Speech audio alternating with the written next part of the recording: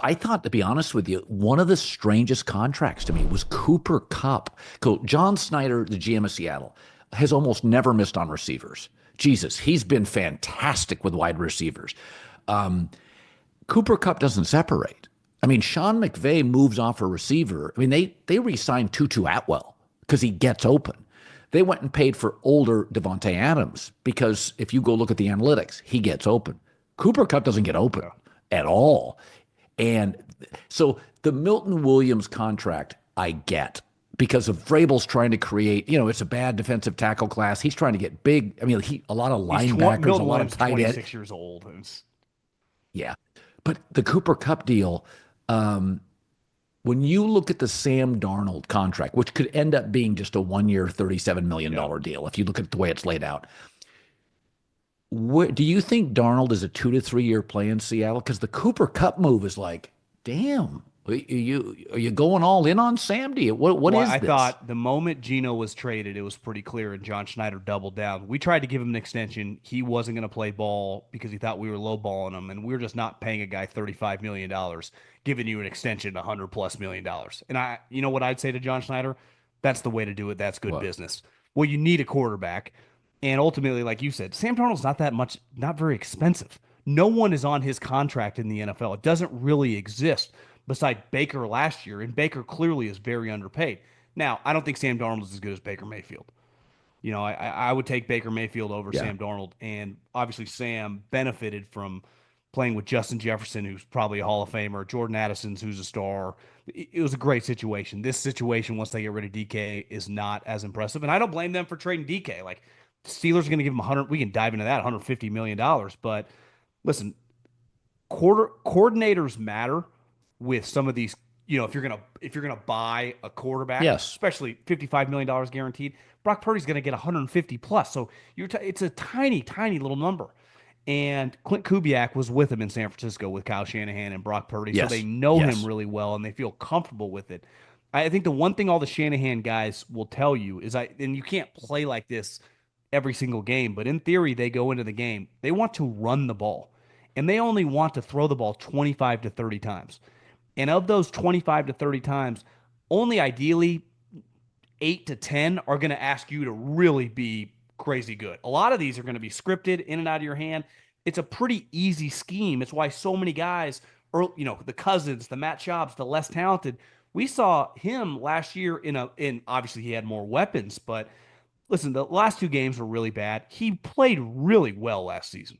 It's my big issue with going Yeah. all in on JJ McCarthy, and we'll see. The Aaron Rodgers thing is still out there. JJ McCarthy never threw more than 22 touchdowns in college. He did not play like the way Kevin O'Connell and that offense wants to play. And I saw it with Trey That's Lance when right. the Niners got you're a young player. Usually you go to shitty teams. It's like, oh, just you get to win 5 or 6 games your first year, no big deal. It's like if Shador Sanders gets drafted to the New York Giants or Cam Ward to the Titans. The win-loss record isn't as important as how it looks. That is not going to be the case with JJ McCarthy, right? If you don't win 11, 12 games, it's going to be a disaster.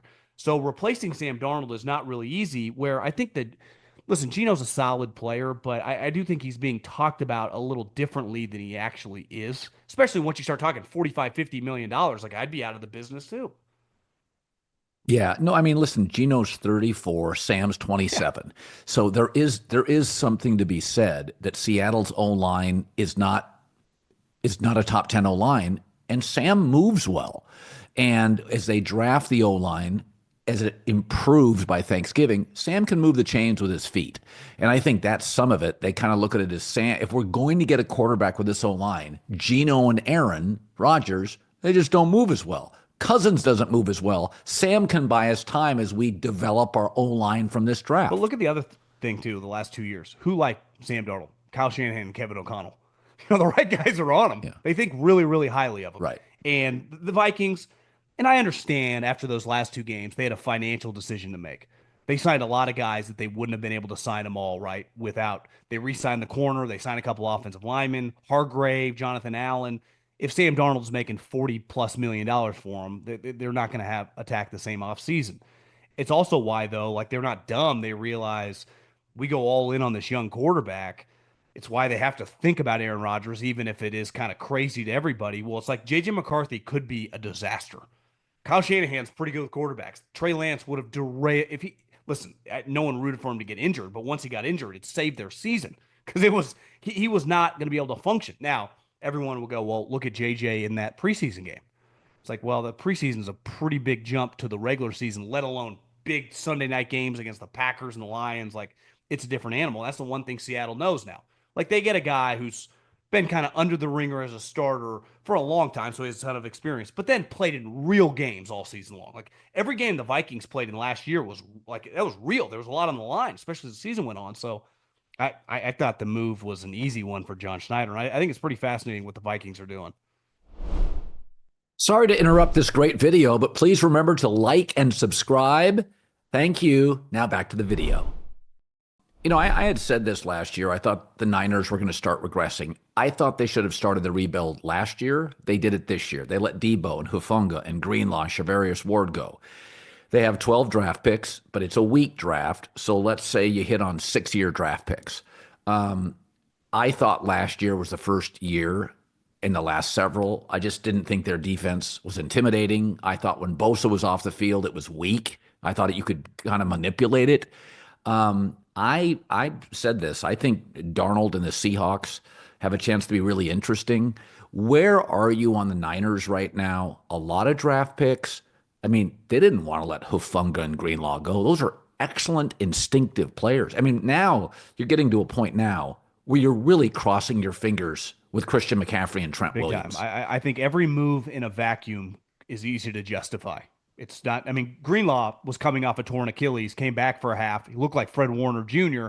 and then couldn't play the rest of the season. Hufanga, ACL, multiple injuries to it. Like all the moves in a vacuum, oh, let him go. You're not going to pay that much for Banks. Trade this backup running back who's going to make $5 million. On the totality, though, you go, that's losing a lot of guys, like who are going to be your backups. I think they would have somewhat started it last year. It's much more difficult, though, when you have a team coming off being up late in the Super Bowl against the current dynasty. So you go, we are right there. All these guys are championship level players. I think their big mistake and where they got really rattled for a long period of time, the Niners, like 15, 20 years ago, they could extend the Patrick Willises, the Frank Gores, the Vernon Davises relatively cheap. And they were great at it because Parag Marathe, their money guy, is elite. He's like Howie Roseman, but he's not a GM. He just like runs the York's money and he runs their international soccer team. Well, as the caps exploded, players, I don't want to say it's the NBA, but they do have a lot more juice. When Jamar Chase says, I'm not Yeah. playing for anything less than $38, $40 million, like he's not really bullshitting. Like he's not taking a discount. The top guys have some juice. But now the middle tier guys, like they would have laughed at Brandon Ayuk 10 years ago and they would have won. But they Yeah. were kind of in no man's land, and their coach, who has a lot of juice, didn't want to get rid of their best receiver, and he took advantage of them. And that really rattled them because they immediately regretted it. If they could do that all over again, they would have traded him before the draft. Instead, now they're trying to trade him. He's got a ACL and like he's untradeable for anything of value. And they're kind of in a weird spot. But the elephant in the room is the quarterback.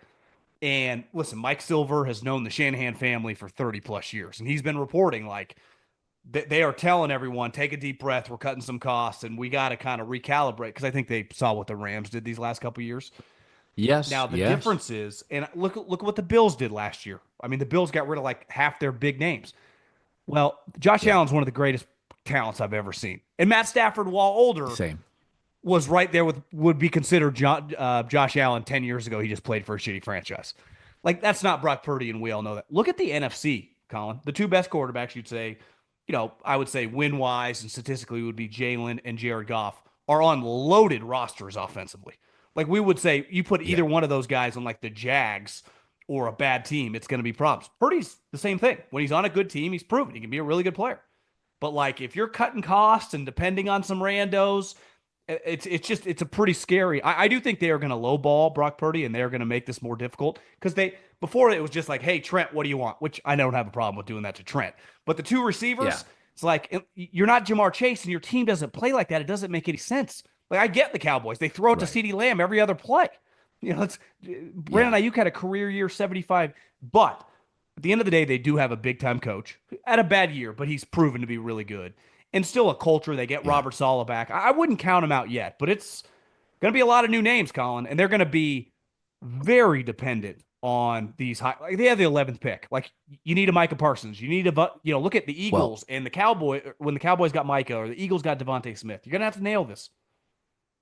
and also there are certain positions in football, um, running back, I think wide receiver, some say cornerback, where you can come in and make an impact pretty quickly. It's very instinctive.